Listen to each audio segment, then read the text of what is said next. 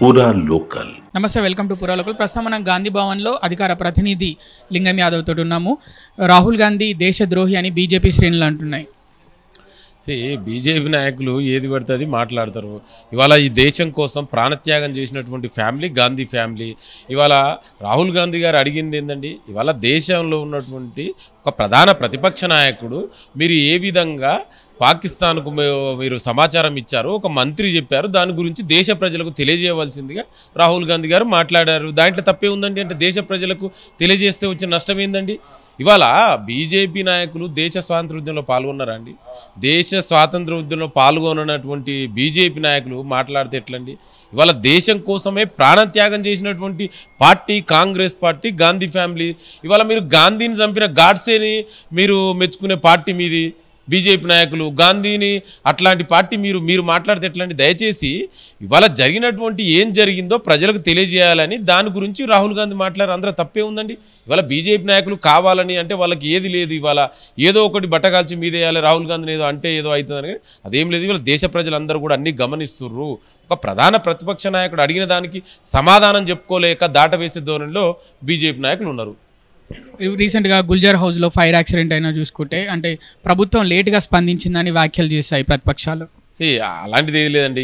ఏదైతే సంఘటన జరిగిందో అది చాలా బాధాకరం. ఇది ఇట్లాంటి ఎక్కడ కూడా ఇట్లాంటి సందర్భంలో మన అందరూ ప్రజలు ప్రభుత్వం అందరూ కూడా ఆ ఫ్యామిలీకి ఒక మనోధైర్యాన్ని ఇస్తూ వాళ్ళందరికీ భరోసాగా ఉంటుంది. ఇవాళ ప్రభుత్వం ఇమ్మీడియట్గా స్పందించింది. ఇవాళ మినిస్టర్లు కూడా అక్కడికి వెళ్ళారు, ఆఫీసర్లు ఇమ్మీడియట్గా స్పందించారు. ముఖ్యమంత్రి ఎందుకు వెళ్ళలేదని అంటే అందాల పోటీల మీద ఉన్న శ్రద్ధ ముఖ్యమంత్రికి జనాలు చనిపోతే లేదని ప్రతిపక్షాలు అంటున్నాయి. వాళ్ళ ప్రతిపక్షాలు ఏది పడితే అది మాట్లాడతారు. ఇవాళ జరిగిన సంఘటన బాధాకరం, దాని మీద రాజకీయాలు చేయడం ఏందండి?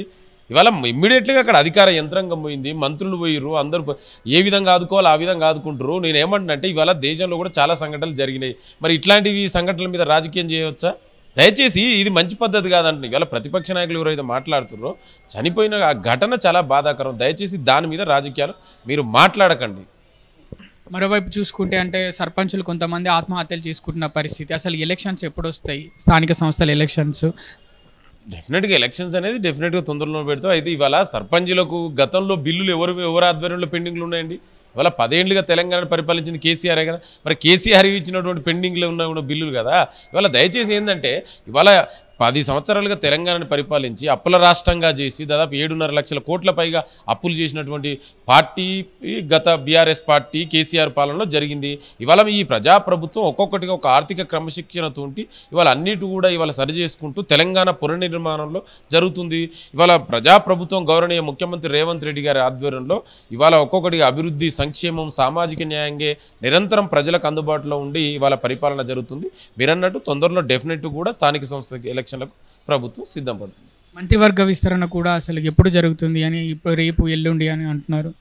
డెఫినెట్గా మంత్రివర్గ విస్తరణ అనేది కూడా ఇవాళ కాంగ్రెస్ పార్టీ అధ్యక్షులు అదేవిధంగా ముఖ్యమంత్రి అందరూ కలిసి ఏ నిర్ణయం అయినా కూడా కాంగ్రెస్ పార్టీలో ఒక సమిష్టి నిర్ణయం జరుగుతుంది.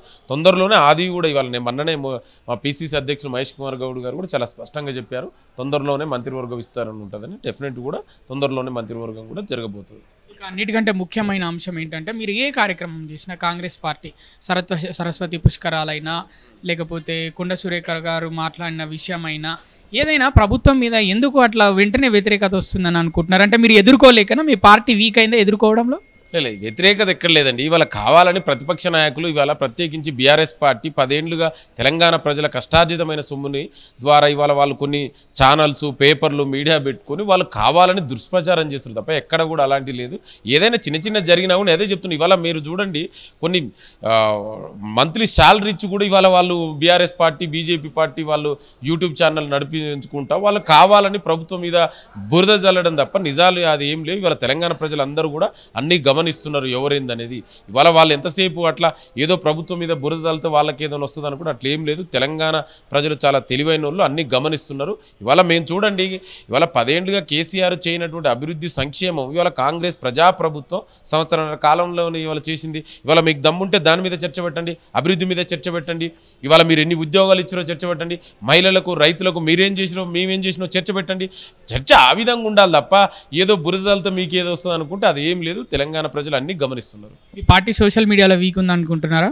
అట్లేం లేదు. నేనేమంటున్నా అంటే ఇవాళ బీఆర్ఎస్ వాళ్ళు కావాలనుకొని వాళ్ళు సంపాదించుకున్నటువంటి 10 ఏళ్ళు సంపాదించినటువంటి ఆ అక్రమ సంపాదన అంతా కూడా ఇవాళ యూట్యూబ్లలో ఛానల్ పెట్టియడం, వాళ్ళు కూడా బయట మిగతా దేశాలలో నుంచి మంత్లీ శాలరీ ఇచ్చుకుంటా ఇవన్నీ ఆ విధంగా కొంచెం ఏదో జరుగుతుంది.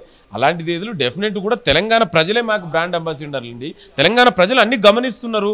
ఇవాళ యూట్యూబ్ ఛానల్ మీరు నమ్ముకున్నంత మాత్రం తెలంగాణ ప్రజల బలం ఉంది. కాంగ్రెస్ ప్రజాప్రభుత్వానికి మీరు ఎన్ని దుష్ప్రచారాలు చేసినా కూడా ఇవాళ ప్రజలు అన్నీ గమనిస్తున్నారు. ప్రజలు కూడా ఇవాళ తెలంగాణ ప్రజానీకం అంతా కూడా కాంగ్రెస్ ప్రజాప్రభుత్వం వైపు ఉన్నది.